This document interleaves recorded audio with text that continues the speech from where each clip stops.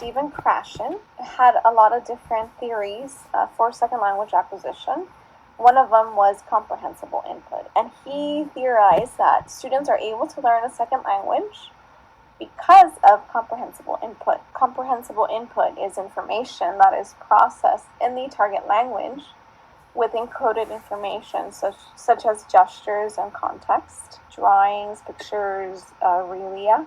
He also came up with the term of the silent period, and it's typical for immigrant children who do not speak the target language to be silent for up to 6 months after starting school in, like I said, whatever target language they are being taught in California. It's in English.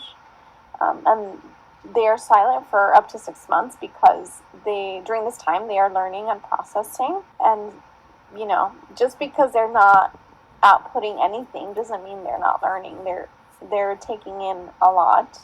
The silent period should not be confused with an affective filter.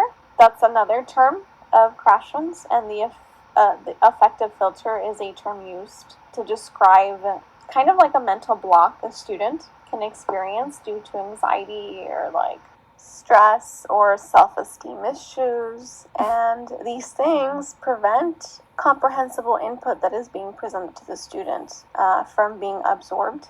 Another theory of Krashen is the comprehensible output hypothesis, and this theory explains that when students have a low affective filter and they are highly motivated, they are going to be taking risks and practice the target language, and learn from those experiences. And there's research that demonstrated that comprehensible output is needed to acquire a second language, and forcing students to use whatever language they're trying to acquire can actually cause negative effects on their own language acquisition of the target language. Another theory of Krashen is the monitor hypothesis, and this describes when students are aware of their own language production.